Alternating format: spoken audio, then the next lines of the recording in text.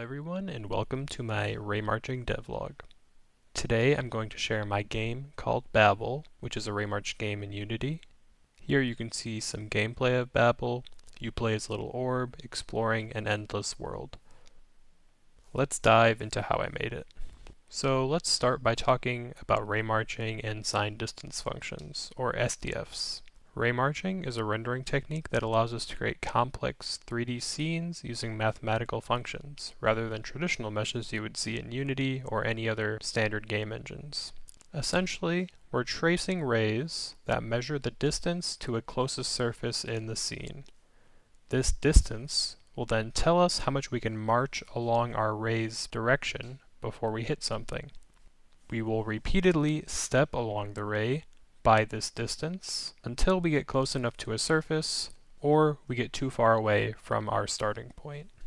This technique is super powerful because it lets us render detailed and intricate shapes with smooth surfaces using SDFs.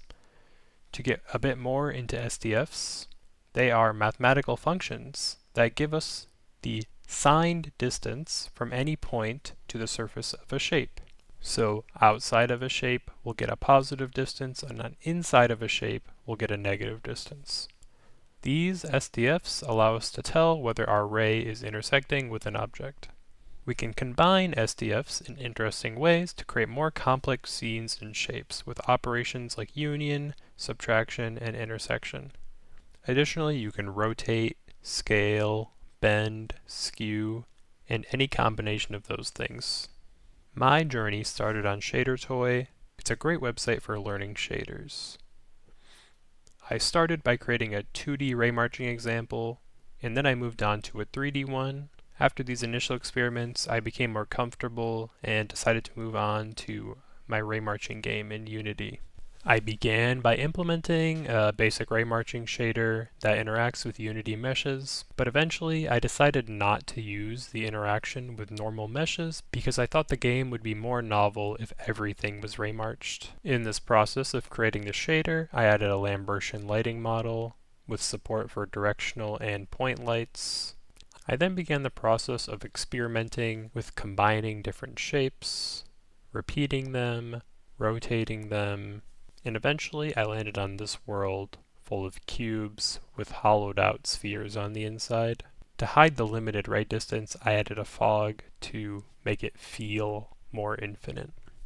I then went on to create a basic player SDF, which you can see here. It's basically a shell with an interior diamond that rotates. Though I wanted to make the game more complex in the end, I felt it was in a good place and I had learned a lot. After going through Raymarching, I'm eager to learn more rendering techniques, which is partially why I ended development of Babel so early. The lighting model is basic and lacks shadows, so it's something I'd like to revisit in the future. There's also some inaccuracies in banding on certain shapes. I believe this has something to do with the operations being applied to the shapes, but if anyone knows what's happening specifically, feel free to comment below. Overall, creating Babel was a fun experience. I learned so much about shaders and graphics programming, and I'm excited to keep learning. Thanks so much for watching, and hopefully you'll see more from me in the future.